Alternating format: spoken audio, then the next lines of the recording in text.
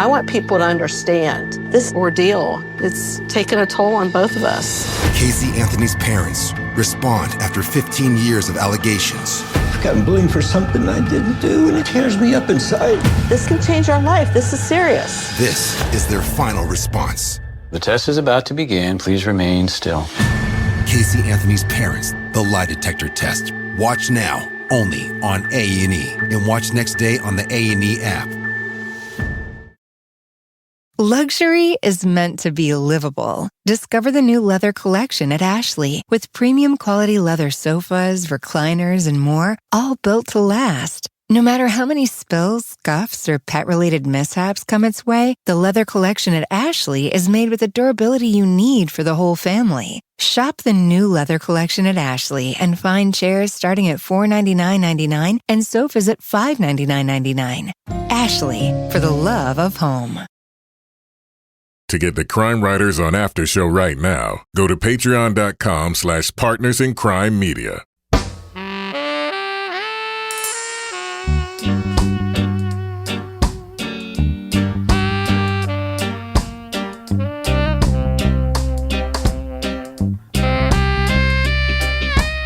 I'm Rebecca Lavoie, and this is Crime Writers On, the original true crime podcast review that digs into true crime, pop culture, and this week, two people who want to save exotic animals and destroy each other. Will the claws come out for Joe Exotic? Also, come on, get happy! We take a look at that Filipino prison where inmates gained worldwide attention for viral dancing. It's the Netflix documentary, Happy Jail. Joining me to get that done and more is my real-life husband, true crime co-author, and my personal body man, cantankerous Kevin Flynn. Hello, Kevin. Also with us is journalist, true crime author, former defense investigator, licensed private investigator, and certified small cat lady, Laura Bricker. Hello, Laura. Yes, I will stick with the small cats. Apparently the big ones turn you crazier than, I don't even know, batshit crazy. And the bobcats. Yeah. And the bobcats will kill you. Yeah, they will kill you. And finally, our commissar of contrarianism, the author behind the noir novels known as the City Trilogy, and our Patreon book club host, Toby Ball. Hello, Toby. Jumbo, Rebecca.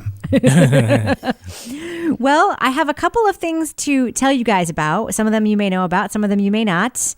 I have obviously been laid up and taking a great deal of pain medication. And I have been taking advantage of my status, my housebound status, to do some guest stints on other podcasts. Wait, so remind us why you're on pain medicine. I had Some surgery. people might have missed an episode. I had surgery on my leg. And now I'm taking OxyContin all the time. My broken leg got repaired, and poor Kevin has to deal with my addled brain, which, like, I literally am like 40 IQ points down. Would you say, Kevin? Is that about right? Yeah, and you can't give up that much of a handicap there in golfing, you know? I'm taking Can't selfies spot of you 40, myself. yeah. I'm so bored. I'm just watching endless episodes of Teen Mom. It's ridiculous. But I've also had some time at home to do some guest stints on podcasts. So a couple things I wanted to tell you guys about. One is that I am hosting this series of the Undisclosed Addendum for the new story they have out now. It's a really interesting series. I suggest you check it out, and not just the episodes that I am hosting, the addendum episodes. I'm really excited to do it. It's a big honor to be asked. What's the case? It's about a man from Tennessee. It's the guy who was convicted for the crime is this guy named Greg Lance. But it's really interesting because the murders that he's accused of committing is this couple who lived in this small town in Tennessee who were murdered Americans style. The guy was a nuclear scientist from Ukraine.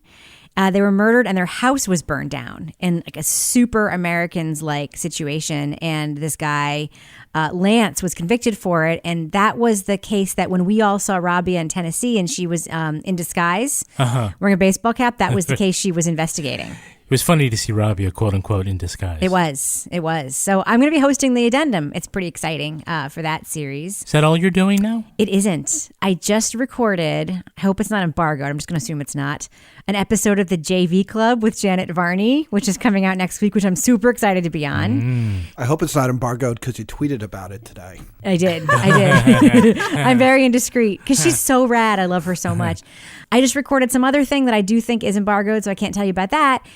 And you may have heard I recorded a special episode of, and this is the thing I couldn't tell you about last time, it was killing me, a special episode of In the Dark, which is like the most exciting thing I've ever done. And I'm going to talk about that on the Patreon after show, what it was like to do that. We're also going to talk about that lawsuit against the producers of S-Town on the Patreon after show, on Alabama's weird laws, and also whether or not it's okay to get paid for journalism. And Laura Bricker is going to tell us about yet another close encounter with a criminal in the Patreon after show today. And by the way, you can hear our after show by checking out our Patreon. Go to patreon.com/partnersincrimemedia. Get the Crime Writers on after show there. Our book club podcast, Laura Bricker's Leave It to Bricker podcast, Married with Podcast, et cetera, et cetera. It's all awesome stuff. So to kick off the show tonight, we have a little something special that we haven't done in a while. And Kevin, since your voice isn't quite back with us yet, I'm going to bring in our friend Tom to announce it for us. Crime Podcast Game. Last week, in an interview with the Winona Times in Winona, Mississippi, In the Dark villain, District Attorney Doug Evans bluntly dismissed the Supreme Court's 7-2 decision overturning Curtis Flowers' conviction. Want to hear the quote from Doug Evans? Please. Quote, "I think it was a ridiculous ruling," Evans said. "They basically said there was nothing wrong with the case and reversed it anyway." I happen to have had the chance. They weren't ruling on the case, you fucking idiot. How did he even They were ruling on jury selection. How did he even get a law degree? I don't know how he passed the bar. The fuck? Take that, curmudgeon, Kevin. Well, for a slightly more measured response to Doug Evans' quote there, I reached out to somebody who knows a little bit about what's going on in this case. So my name is Madeline Barron. I'm the host of the podcast In the Dark. Which podcast is that? No, I'm just kidding. Madeline, I saw this tweet first from your team, and then I went and read the article. District Attorney Doug Evans said about the Supreme Court ruling, quote, "I think it was a ridiculous ruling. They basically said there was nothing wrong with the case and reversed it anyway." Thoughts, Madeline Barron? Yeah, I mean, obviously this quote stood out to us because, you know, it's absolutely not true. I mean, the Supreme Court did not basically say there was nothing wrong with the case and reversed it anyways. I mean, quite the opposite. I mean, the only reason, as you know, as I'm sure all of your listeners know, the only reason that the court would reverse anything is because there's something wrong with it. And so it was interesting to us to see a little bit more from Doug Evans in this quote because, you know, he has not said a whole lot since the Supreme Court ruling came out. So now he's calling it ridiculous. Now he's saying something that's not true. And of course, like the big question here still is what is he going to do next? Is he going to try this for a 7th time? And it seems like he's indicating that he will in the rest of the quotes in this article, but we're not certain of that yet. So a lot could still happen. So if he decides to move forward with the case, one thing I've been wondering about is I know that you guys have talked about, you've been taking pitches for your next season of In the Dark. You've been prepping what you're going to be doing next. Are you going to have to cover 2 stories at once potentially with this, relatively small team that you have? Are you going to be like doing 2 things? Yes. I mean, definitely at this point. I mean, we're committed to covering the story. We're not going to drop it. You know, we care too much about what is going on in this case to do that. So, you know, we'll just see what that ends up looking like logistically. But yeah, we are going to be in a situation where we're going to be covering the developments in Curtis's case and then whatever we end up doing for season 3.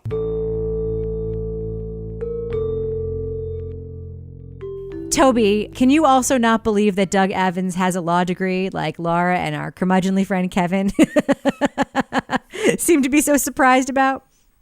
He doesn't give a shit. He's just gaslighting. So what's buried there is the fact that Madeline's working on season 3, and that's something we can all be excited about.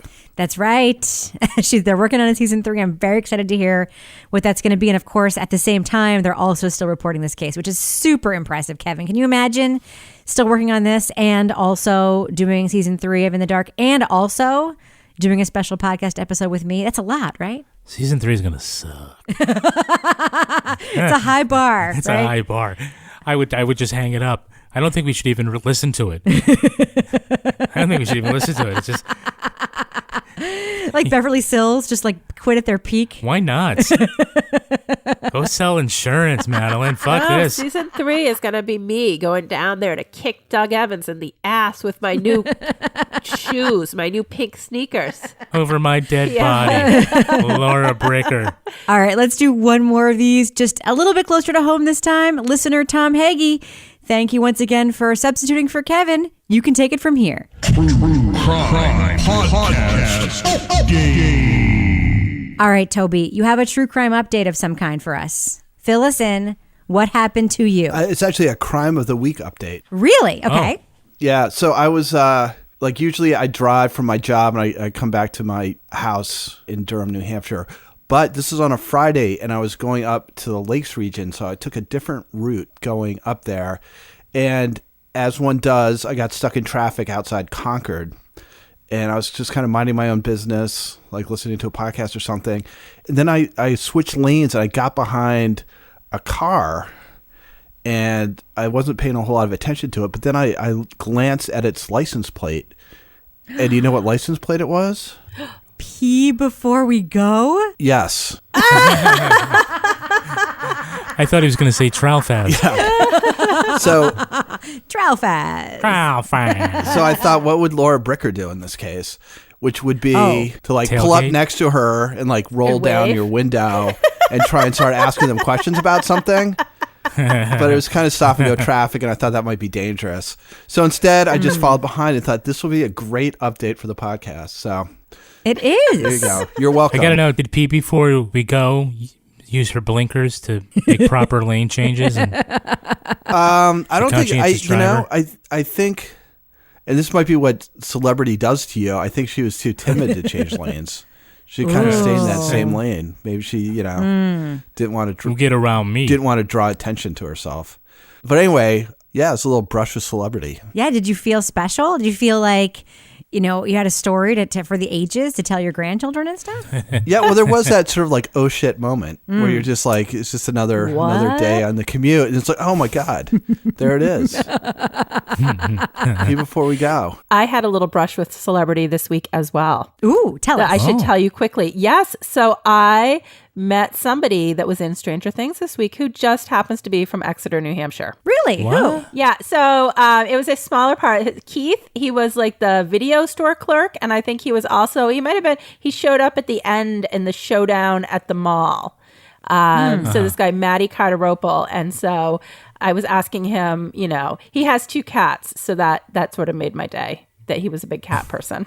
So we bonded. That's pretty exciting. It was pretty exciting. He came to town and met with some of the local kids at the high school that were in a theater class. So that Here was I was cool. all excited to be on the JV club with Janet Varney, but you guys had real celebrity interactions. Yeah. Actual in-person celebrity interactions. I should have checked to see if there was a cat in that car. Yeah. That's the other thing Laura would have done. Yes. I kind of like, Toby, that you're now like, what would Laura do? That is kind of the guiding light in my life. WWLBD. Yeah. Toby, you're going to have big adventures if you follow that advice. That's what I'm worried about. Just saying. Well, I don't have cancer, so fuck the 3 of you. That's exciting. Now that you don't have cancer, like there's nothing more Nothing I exciting can to say. talk about. Yeah. Well, you've been doing like 100% of everything around the house. That's been exciting for me. Yeah, I know. Thought I'd have to do your podcast for you, too.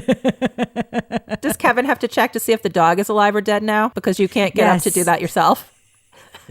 Yes. Well, she actually hurt herself earlier this week. A friend of mine, lovely friend of mine, Kara, offered to take my dogs out for a walk with her dog in the woods, like on the trails where we normally go, which I obviously can't do now. And poor Bridie came back with some sort of horrible, like arthritic pulled muscle situation, and she couldn't walk at all. So now she and I have been laid up together on opioids on the couch. It's been pretty exciting. But yeah, Kevin has been on everything duty. And Kevin, I can't tell you how much I appreciate it. I'll tell you that like a lot of the stuff I've been trying to do this week, like keep myself not stupid on social media, but sometimes failing at that. Like you've been very supportive. I've really appreciated it. No more duck face, Rebecca. Yeah, I can't help it. All right. Well, speaking of boring, no, I'm just kidding. Oh, no. Let's start the podcast, shall we? Welcome to the new Cebu Provincial Detention and Rehabilitation Center, the home of the world famous dancing inmates. Remember that viral video of inmates in a Filipino prison dancing to the song Thriller?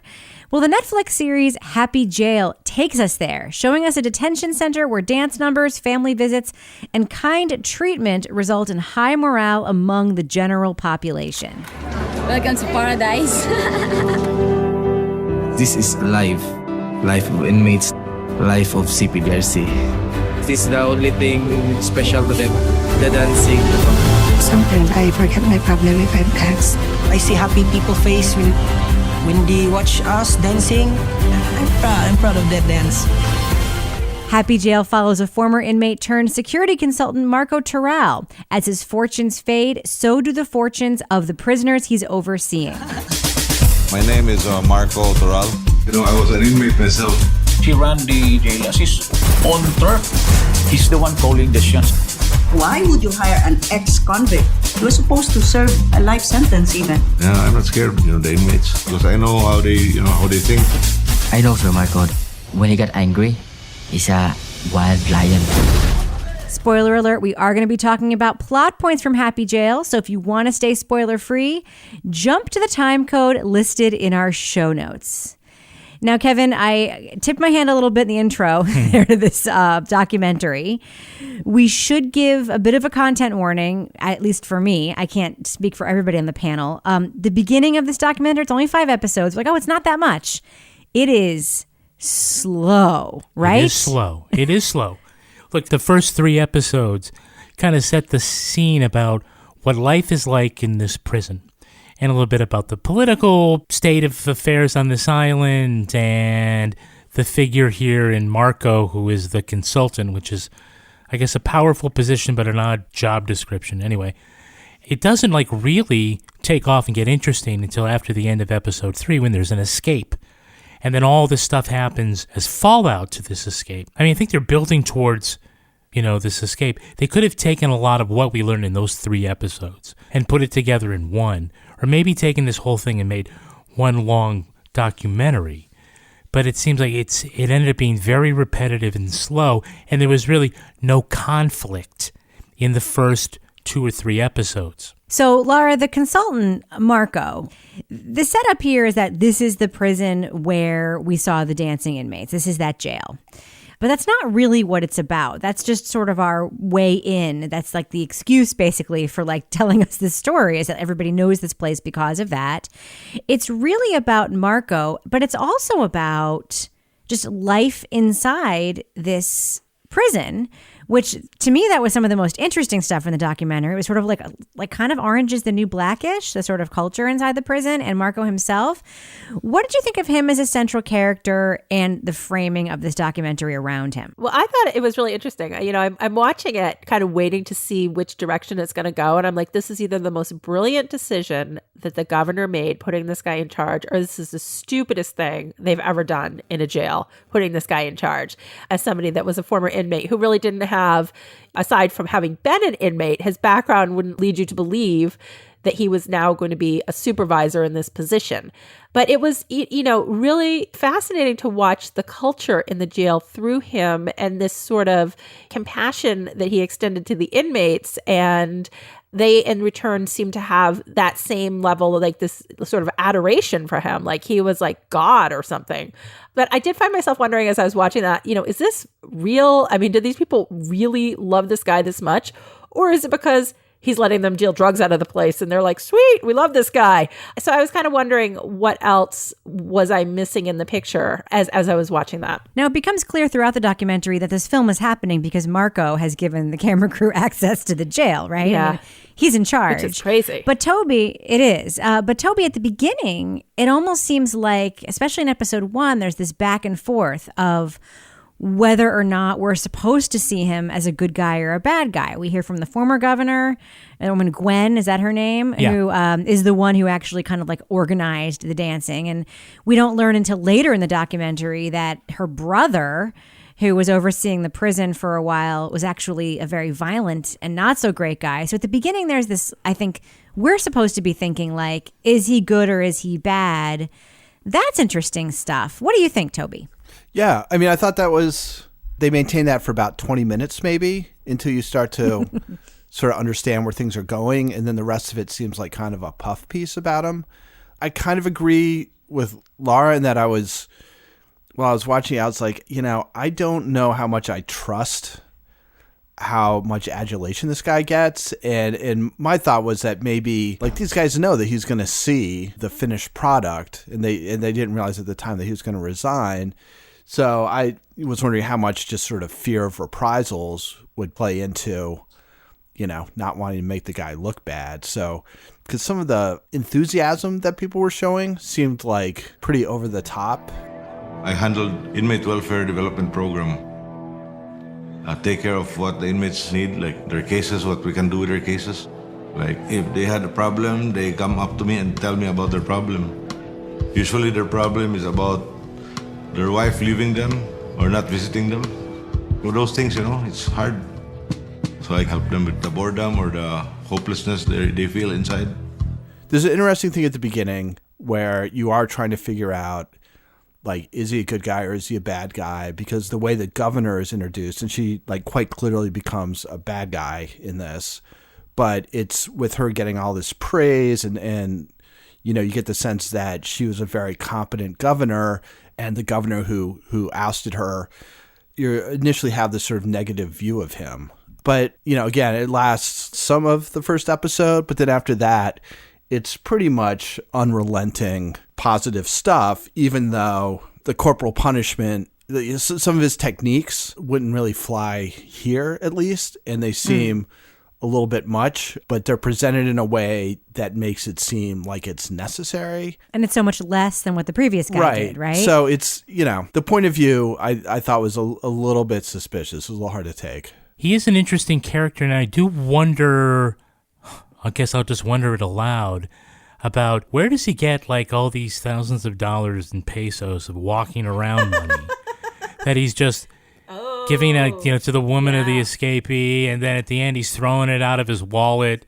There's a lot of complaining in the beginning, from political people about this guy. We basically see him for 2 episodes walking around the prison smoking with a gun or, with a rifle strapped over his shoulder. Don't really know what he does. Yeah, and some of his like second in command type people are also inmates. Like it's a weird. This is why I said it reminded me very much of Orange Is the New Black. It reminded me of a real life version of like inmates and guards sort of consorting together and hanging out, and like he had inmates like hanging out in his office.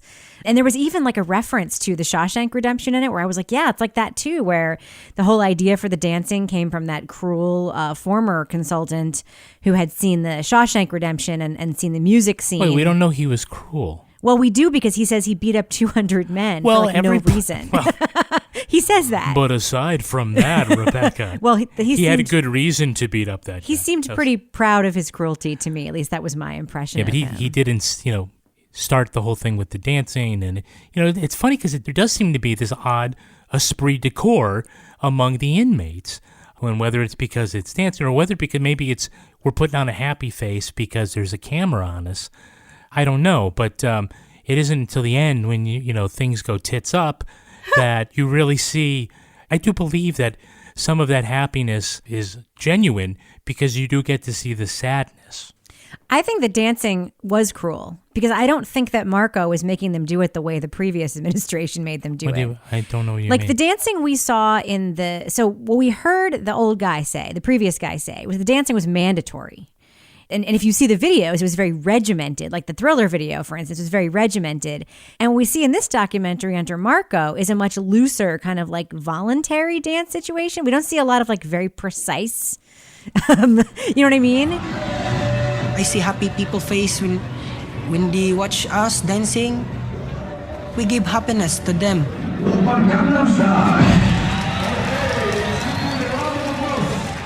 Sometimes it feels like, wow, we're celebrating.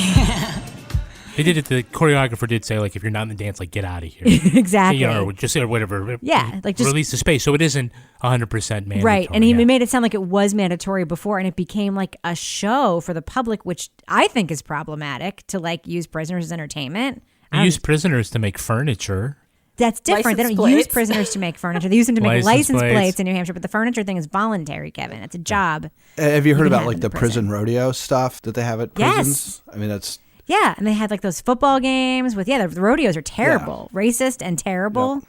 It's not cool. Laura, what were you going to say about the community inside the prison? So that was what I was, even though it was slow, those first couple episodes, I just found it fascinating, this sort of hierarchy that they had inside the prison where, you had inmates that were serving in supervisory roles, and then they were the ones delivering messages to their fellow inmates. And again, I was like, either this is really stupid or this is really brilliant, because they were creating a different sort of culture within the jail than I've ever seen, where they were almost self-governing to a certain extent, because when they had to change the rules or do something or address some sort of issue, that message was coming from one of their peers. And I found that very interesting. Also, why are the women and the men in the same prison? Yeah, the female inmates had their own section of the jail.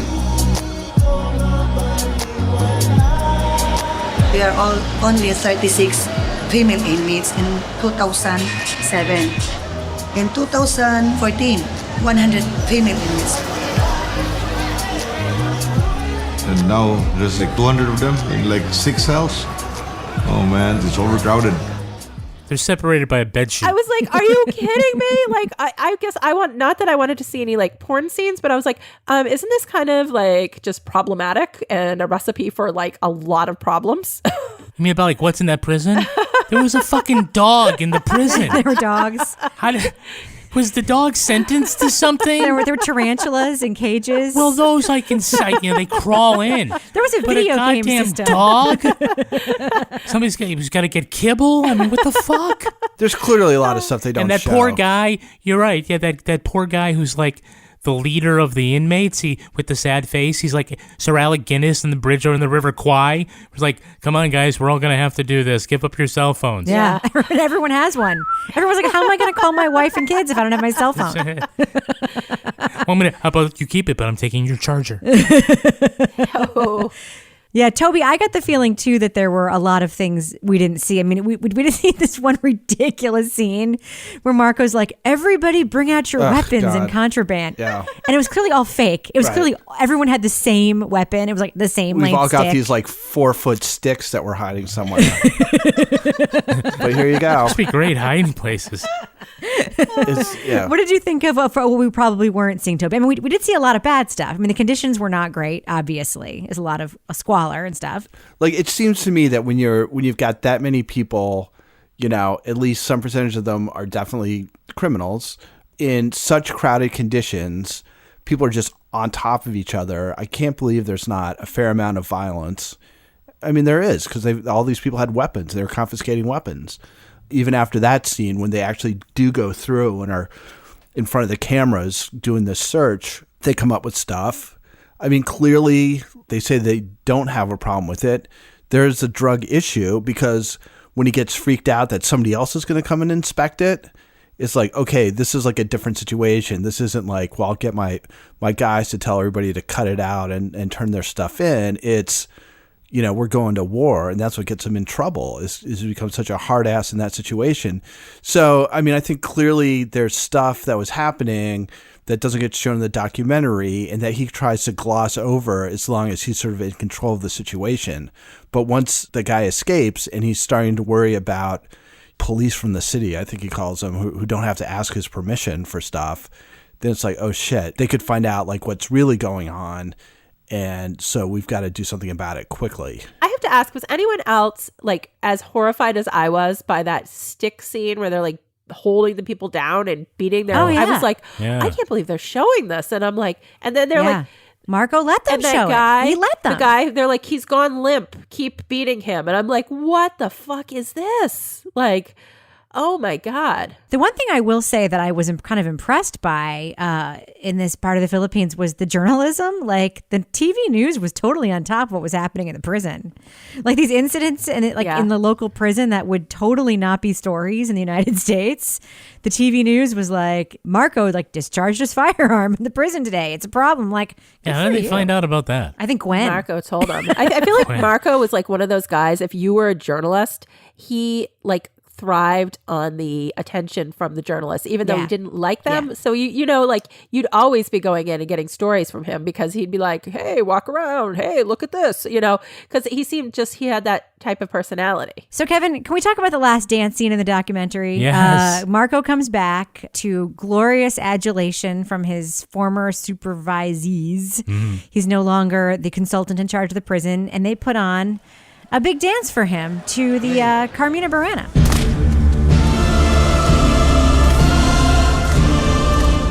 Yeah, I guess we're supposed to believe they put it together in a couple of days. Yes. And by the way, I just had a flash of that guy who got the happy jail tattoo on his back. Oh, God. The fuck was that? There's something very odd about Marco, or almost kind of mythical, and it's the idea of the land and the king are one. Like King Arthur and other ones. When the king gets sick, there's drought and pestilence and things like that until the king can drink from the holy cup and, he regains his health and the land regains its health. And it's like Marco has his downfall, and it leads to the downfall of life inside the prison where they lose their privileges and then they're sad. I just thought like that was kind of odd. But the dance, they had fire eaters and 80s flares. And everybody got their own set of white gloves. I mean, what the fuck was this? They're like, well, you can't have a cell phone, but here are your white gloves. Here's your torch. God, places and everybody. Also, whatever happened to the escape? Oh, yeah. We never see the resolution. Not even a postscript. The last we saw was they were going to dump. He gave his wife all that money. He's like, now fuck her now. She didn't help me. And I'm like, that poor woman. And what happened? We gave her 15,000 pesos. She can get an Uber. Dude, 15,000 pesos is I not. thought they had to go there by money. boat or something, or he was coming by boat. But Also, what happened to the guy who stole Marco's TV? That was never resolved either. I don't know. A lot of questions. Well, let's do what we do. Let's let our listeners know. Should they check out Happy Jail? It is a 5-part documentary on Netflix.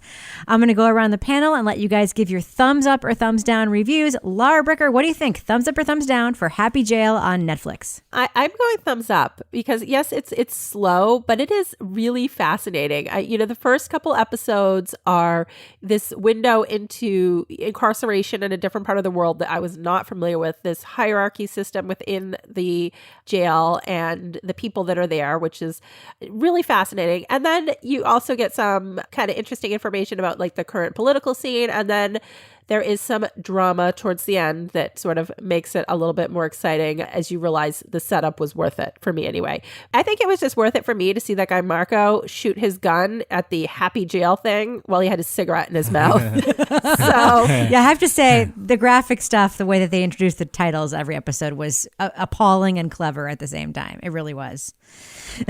All right. Well, Toby Ball, what about you? Thumbs up or thumbs down for Happy Jail on Netflix? Yeah, I'm a little bit on the fence on this. I think you can watch the first episode and get a pretty good sense of the whole rest of the thing. So I guess I'm kind of a thumbs down. If it had been, as I think Kevin was saying earlier, if this had been like a 2-hour, just a documentary movie, actually, how long do you think it actually ends up being? 3 hours? I don't know. Maybe an hour and a half Eternal. or something, or even like a 20-minute, 60 minutes thing.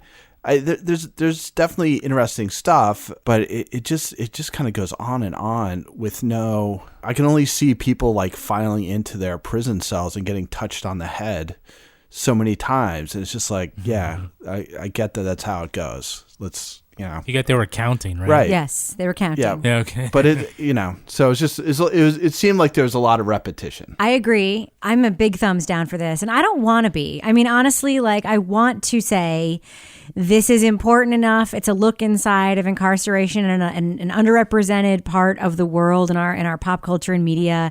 And I want to say it's worth watching for that and sort of the interesting stories, the inmates there. But this, you know, I have been couch bound all week, and I've watched a tremendous amount of terrible contemporary reality TV. And the thing that's different between reality TV in 2019 and reality TV like in the 90s, when reality TV first started ramping up, it's what reality TV now is, shows like Teen Mom and so forth. It's just a lot of people sitting around a room staring at their cell phones, not talking to each other. And that's the whole show. That's what this reminded me of. Like, we just watched a whole lot of people doing nothing. Yes, there were two ways. Yes, there were, you know, occasional scenes where something would actually happen. But then there was just a tremendous amount of filler of people doing nothing. I found it stultifying. I fell asleep in 3 of the 5 episodes we watched. Huge thumbs down for me. Disappointing all around. What about you, Kevin? I'm also a thumbs down. Certainly as a complete work of art, I don't recommend it. I guess if you watched episode 1 and jumped to 4 and 5, I'll keep it spoiler free, but I think that you might have a better experience than throwing in an extra hour and a half to find out a lot of the same stuff. Yeah, it's not a deep look at, you know, the criminal justice system in the Philippines or anything like that, or an interesting character profile. But again, I just don't think that Happy Jail is necessarily a happy watch.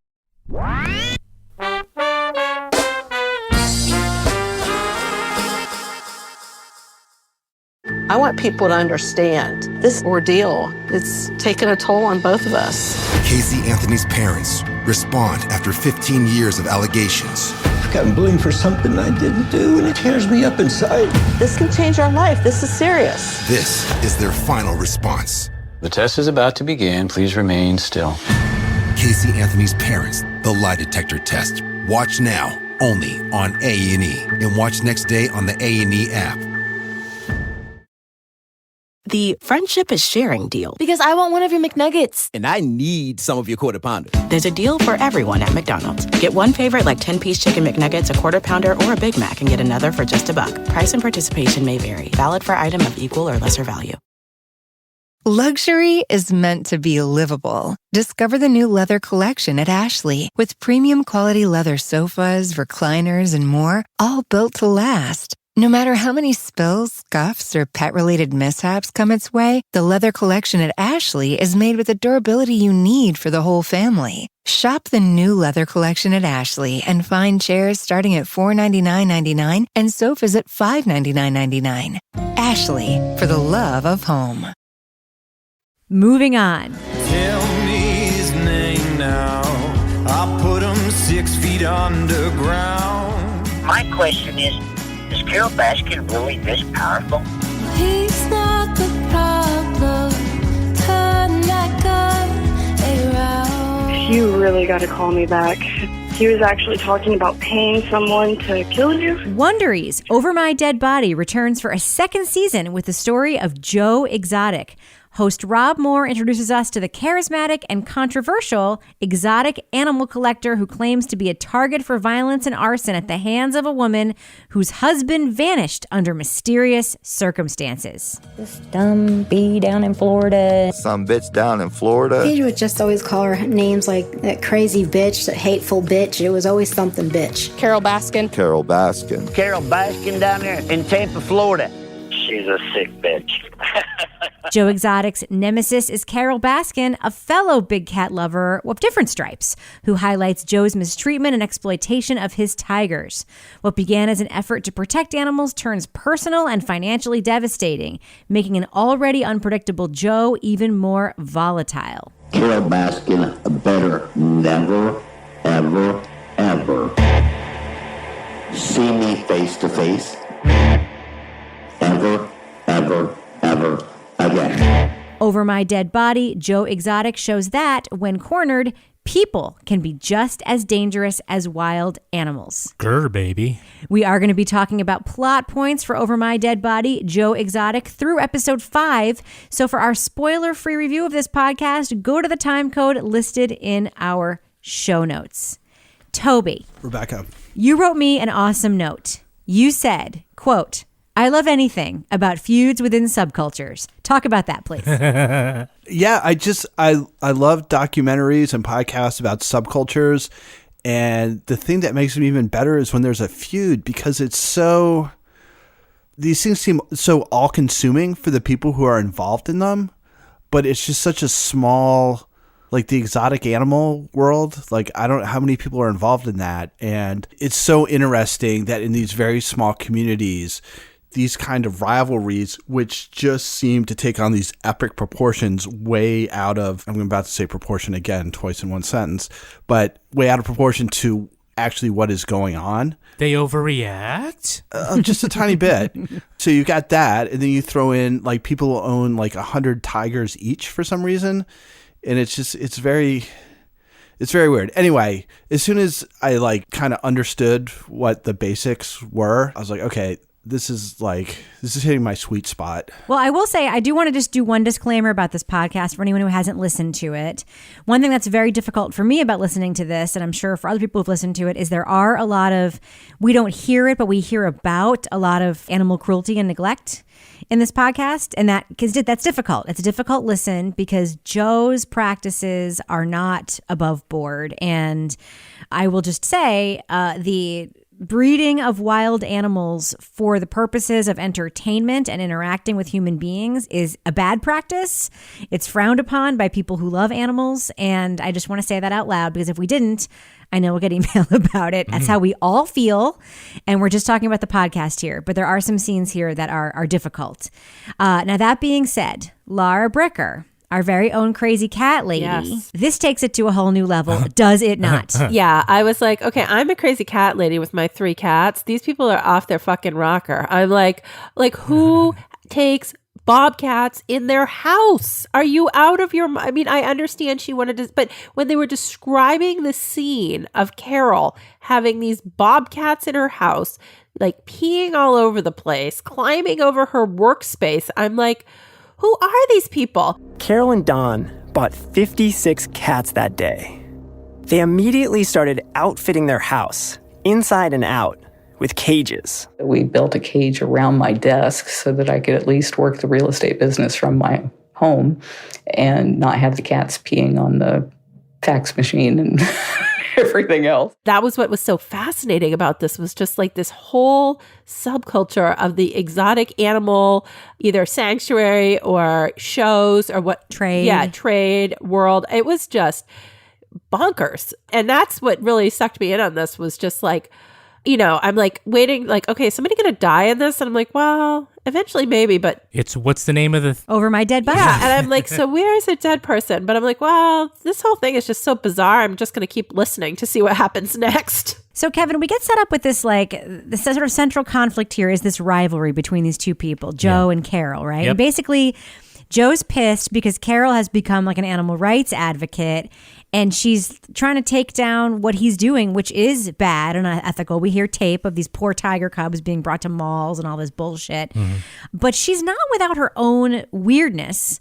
We get introduced to her the very first time we sort of meet her as a character. We hear a scene where she's in a fight with an abusive husband. Oh, yes. Keep going. She goes for a walk out of the house to get away from him because he threw a potato at her. Yes. Carol found herself walking barefoot in a rough part of town.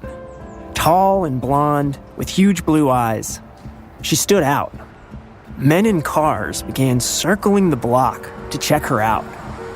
I was very attractive, which attracted all of the wrong kind of attention. She meets a man who picks her up in a car. He immediately wraps his hands around her throat. Yes. And says, you know, I could snap your neck. And she thinks, oh, this should be my next boyfriend.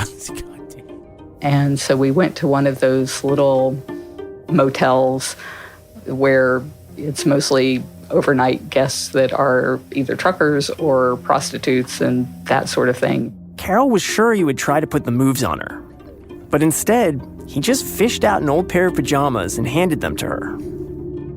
He held good to his word not to touch me, and it was the first time that any man had done something for me and not expected something in return, and I fell in love with him right then and there. That's how we meet her. And then, of course, later we find out that she, in a hilarious meta nod to Wondery, says, "It was only when I listened to the podcast Dirty John that I realized all the men in my life were Dirty Johns." Oh, my God. So we also hear this arc of her. She starts as a collector, somebody who's buying way too many of these exotic animals, and opens a zoo place where people can interact with them. That's not good. And she later kind of comes around and realizes this is all bad, and she becomes like a sanctuary person, marries this nice guy. So she's not exactly an uncomplicated nemesis for Joe, right? No, and that doesn't even get into the background of her missing husband. Yes. Well, as I'm listening to this, I'm thinking that this is where the story is going. Yeah. And it doesn't. It's just an incredibly interesting side note to their tale. But it's her husband who, apparently when they first started having an affair, he used a fake name. He didn't want her knowing that he was rich. Yeah. And who comes and says to his secretary, "Here's an envelope. If something should happen to me, open it. Open it." And she puts it in her purse and forgets about it. Let me tell you this right now, any of you. Because he immediately disappears. If you hand me an envelope, any of you, and you say to me, "Don't open this unless something happens to me," the minute you fucking walk out the door, I'm opening that envelope. I just want to tell you all that right now. Maybe I might open it right in front of you. What the fuck you got in here? Better be the passwords to your social media. You know what this reminded me of a lot, Kevin? It reminded me a lot of, and I don't want to go into a rabbit hole of something that our listeners won't have read. Yeah. It reminded me a lot of all the crazy characters in one of the books we wrote, Legally Dead. Yeah. You sort of have these huge personalities, these crazy animal people with animals just everywhere, pissing and shitting everywhere. And that beautiful house that they lived in across the river from me. Yeah, so they had the Italian marble or something in the Kevin, so these are so not... buy that book to find out that story. It's called Legally Dead. But Kevin, these are not I guess what I'm saying to you is they're not normal people with normal backstories. Somebody who would buy 56 big cats on a whim, neither of them apparently have any formal experience or training or study in animal husbandry or how to take care of these. I don't know.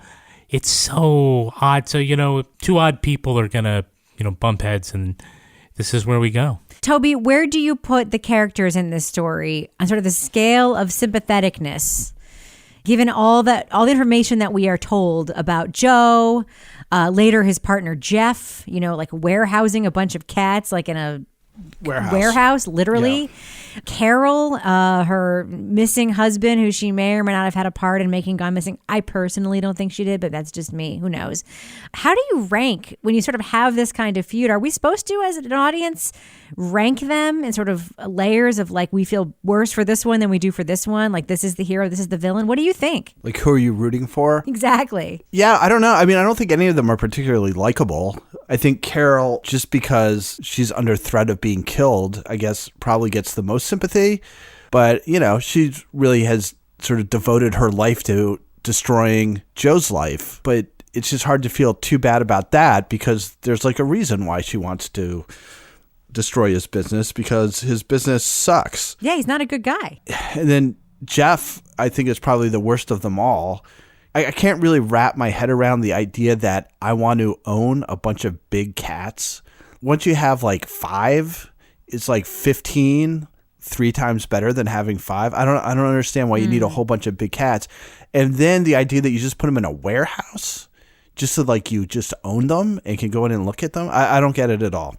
So I guarantee you we have one listener that has 50 big cats. Yeah. Just one. We also know, but Jeff is a bad guy because he's basically using these cats to breed, and he's taking them in a Louis Vuitton purse to Vegas to let rich people pet them, which is disgusting. It's just bizarre. It's disgusting. I mean, the whole thing, this kind of stuff just seems so clearly out of bounds that I think you have to start off with kind of a skewed attitude to even start doing this kind of stuff.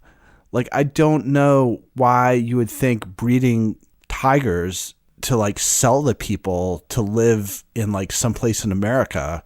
Why is that a good idea? I don't get it. I'm not super sympathetic to any of them, But I guess if it had to be one, it would be Carol. Let's talk about how this podcast begins in the opening scene of a polyamorous wedding with attendants that are primates. There was several people there with different kinds of monkeys. They were, for the most part, in their strollers or on their mom's lap or in their shirt. Jacqueline Thompson was among the guests. She watched as 3 men in matching hot pink cowboy shirts and black jeans walk to the front of the hall. Today we have gathered to witness the union of Travis, John, and Joe. And it's the least interesting part of the entire story, which I actually love. I do love it, that sort of Joe's sexual orientation and being polyamorous and gay and all that stuff, that they don't make a big deal out of it, that it is the least interesting part of the story. Like, that's what you're supposed to do. Make a bigger deal about his mullet. Yes, his mullet to me is a bigger deal, a much bigger deal. Have you looked at it?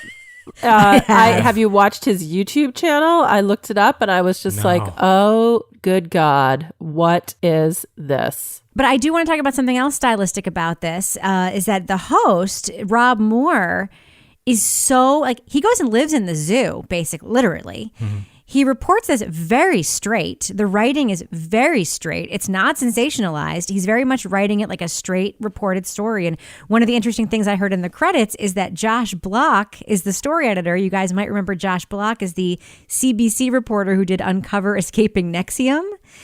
At the same time, the story's bananas. It's a very sort of measured delivery and a lot of due diligence, tons of sources, right, Laura? Yeah, I think that's the thing that really stood out for me about this podcast is, you know, it is told in that way. And I think when you have a story that's just this bananas, you don't need to tell it in any sensational way. You just lay the facts out there because the story really tells itself. But they had access to everybody, it seemed like, who was involved in this story. And it seemed like from the way that you're hearing the interviews, both with Joe and with Carol, and even the poor guy whose arm got bitten off, poor guy.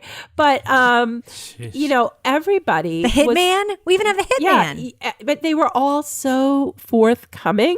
So I think that's like a real credit to the way that he's a journalist, the way that he approached it, that he was able to get everybody to cooperate and do interviews. So you really got a full picture of both sides of the story in terms of where both of these people were coming from with their grievances against each other.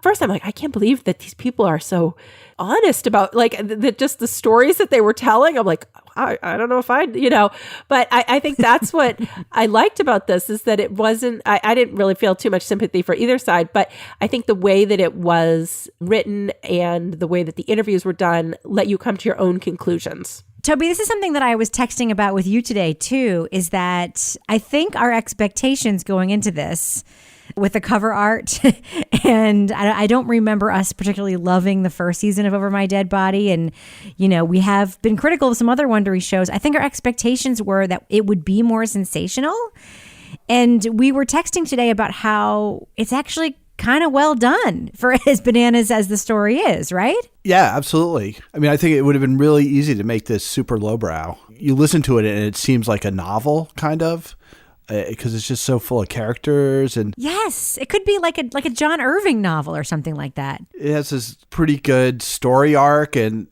people have got these weird backstories, and you know, you've got these like weird little characters sort of drifting in and out, and I mean, I think there's a little bit, it's not really a nod to it, but I think you can pick up on when the guy who like spends like a whole lot of time there thinking he's going to be able to turn this into like an awesome reality show.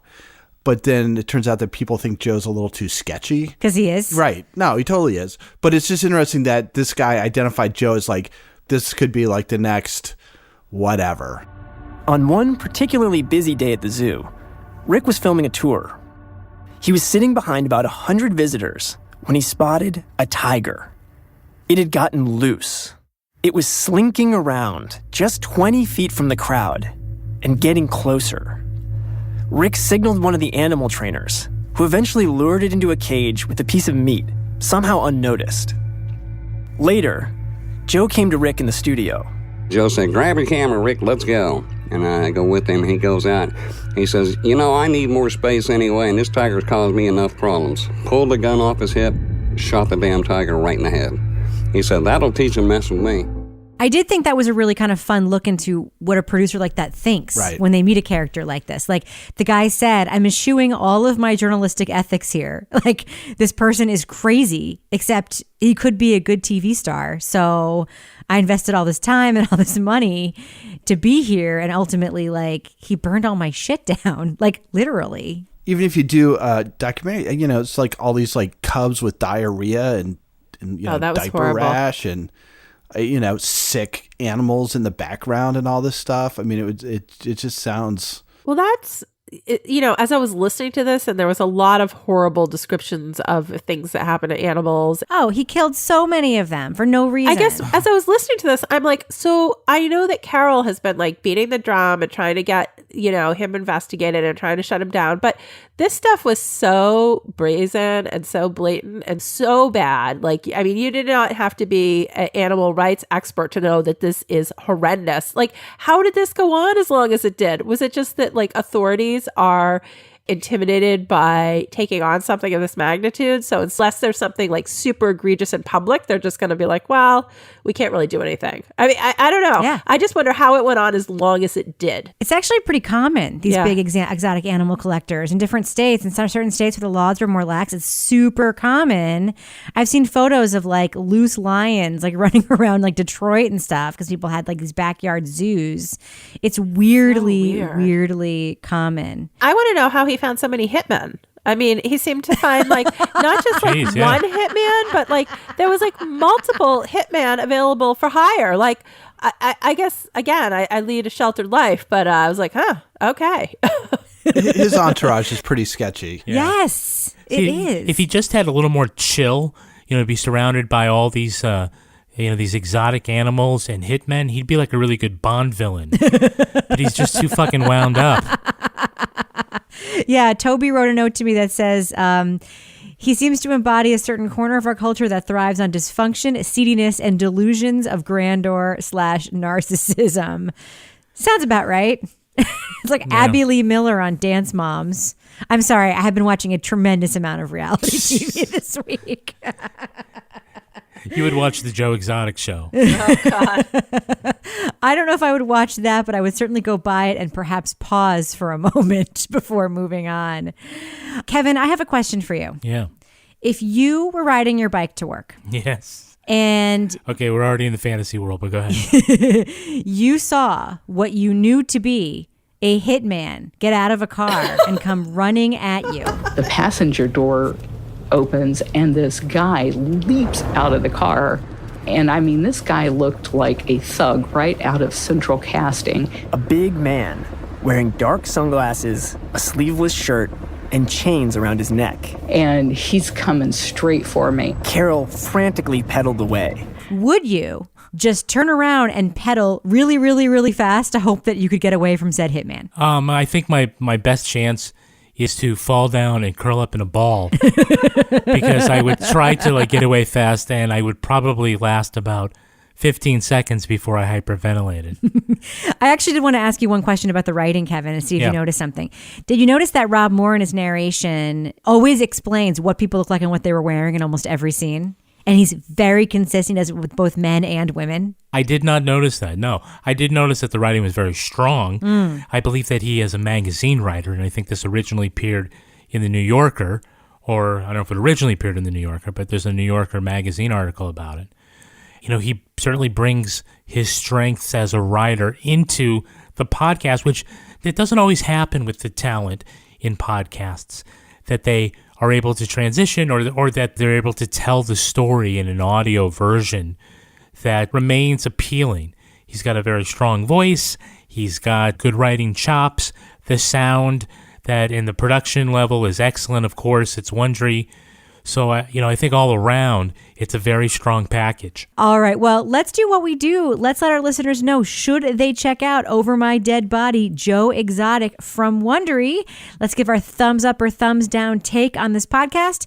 Toby Ball, I'm going to start with you. Thumbs up or thumbs down on Over My Dead Body, Joe Exotic. Yeah, definitely a thumbs up. I was really pleasantly surprised. Yeah, I thought it was really well done. It's a crazy story. It's told in a way that doesn't make you feel uncomfortable listening to it, I guess. And I think it's well reported. I kept waiting to start not liking it, and it never happened. I was totally psyched to listen to the next episode. So big thumbs up. Laura Bricker, what about you? Thumbs up or thumbs down for Over My Dead Body, Joe Exotic? I'm also a thumbs up. It was just a really bizarre story, and the cast of characters, I'm like, are these people real? As I'm listening to this, because it was just a world that I was not familiar with. It was a hard listen. I did not like listening to a lot of the animal cruelty descriptions and things that happen to some of the animals. So that part was definitely difficult. But I think if you stick with it, I only listened through episode 5. I'm suspecting by episode 6, we will feel vindicated and the right thing will happen. Yeah, I'm really surprised too at how much I enjoyed Over My Dead Body, Joe Exotic. I think the story is thoroughly reported. It's clean. The writing is strong. The sound design is good. I really like the style of our narrator and of the editing. This is one of those instances where we talk about it a lot in podcasts we criticize, that clearly the absence of editing is felt. You can feel the editing happening here. Like that whole episode about the side story that we hear.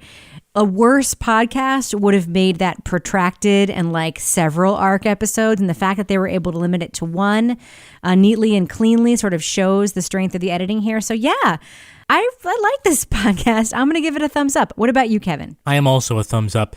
I think that Wondery always comes up with really interesting concepts for series.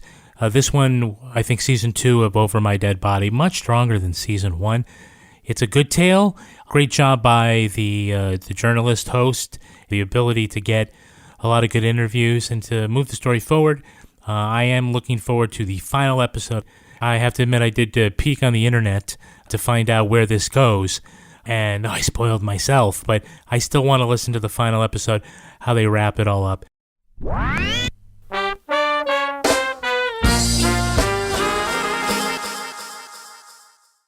Now it's time for my favorite part of the podcast, a little something I like to call the crime of the week. Speaking of wild animal attacks, an elderly Australian woman is dead after being pecked by what's described as, quote, an aggressive rooster. Officials said it happened while the woman was collecting eggs from her chicken coop. She collapsed after her rooster pecked her on her bare calf. Even though it was just 2 pecks, the bird lacerated a varicose vein, causing the elderly woman to bleed out. Jesus. Officials in Australia are stressing the rooster attacks are very, very rare.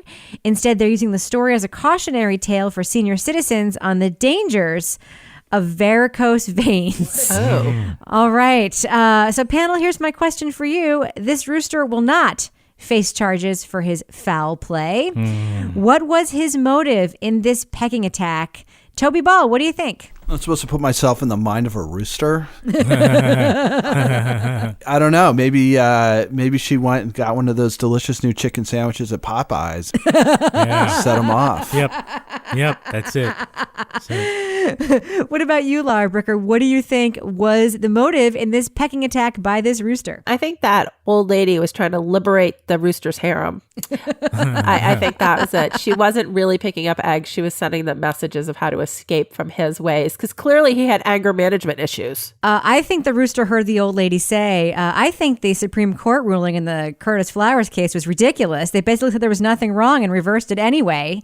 And the rooster just couldn't take it. What about you, Kevin Flynn? No, the rooster didn't do it. It was an owl. Very Good good. We should probably end the podcast on that note. But before we do, Laura Bricker, do we have a cat of the week this week? Yes, we're back to cats this week because after that podcast, the trauma of all the animals, I needed some cute, cuddly kittens. So one of our regular listeners, Susan Kosher, sent these lovely pictures of her little kittens. It was kind of sad start because her daughter's cat had run away. But, you know, they moved on, much like I did when poor little Stampy died, and got 2 4-week-old kittens. The black one is named Stepstool because the gray one, Nermal, climbs all over her. They are so cute. Wow. They are very cute. Well, they always are, Laura Bricker. Almost always, I might need anyway. some more kittens. No, you don't need any more kittens. Please don't get any more kittens. All right, Laura Bricker, people want to send to you their cats or dogs or other sundry animals to be cat/pet of the week. How can they find you online? At Laura Bricker on Twitter. And Toy Ball, folks want to reach out to you and tell you they also love feuds within super pocket subcultures. How can they find you on Twitter? At TobyBallNH. And Kevin Flynn, if folks want to reach out to you on Twitter and help you be a little bit less curmudgeonly, how can they find you online? They can get a hold of me at Kevin P. Flynn. And if you want to follow me on Twitter or Instagram, you can find me at Reb Lavoie. You can also follow the show on Twitter at Crime Writers On, and you should join the amazing community in our official Crime Writers On Facebook discussion group. Support the show on patreon.com/Partners in Crime Media. You'll get our Crime Writers On after show right now. You'll also get all the other extra podcasts we make. It's awesome. Our theme song was performed by the New York Ska Jazz Ensemble and used with their permission. And this show was recorded in the Yoga Loft above the Bodega in Bay St. Louis, Mississippi studio, but not in Studio C, the closet in our basement where we keep our Liger. On behalf of all the crime writers, thanks so much for listening. We will catch you later. You can manipulate my voice and having me say anything you want on your podcast. You guys are the only people I would trust to do that. We have all the words now. We can do it. It's like secretly all we've been trying to do is get you to say all of the words that we want to do something else. And then behind it, you'll be like, bung, bung, bung. Right, exactly. You'll get what you want, but not how you wanted it.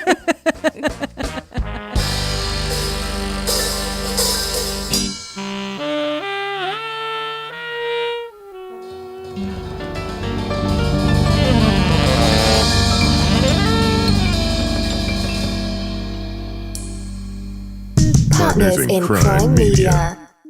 Luxury is meant to be livable. Discover the new leather collection at Ashley with premium quality leather sofas, recliners, and more, all built to last. No matter how many spills, scuffs, or pet-related mishaps come its way, the leather collection at Ashley is made with the durability you need for the whole family. Shop the new leather collection at Ashley and find chairs starting at $499.99 and sofas at $599.99. Ashley, for the love of home.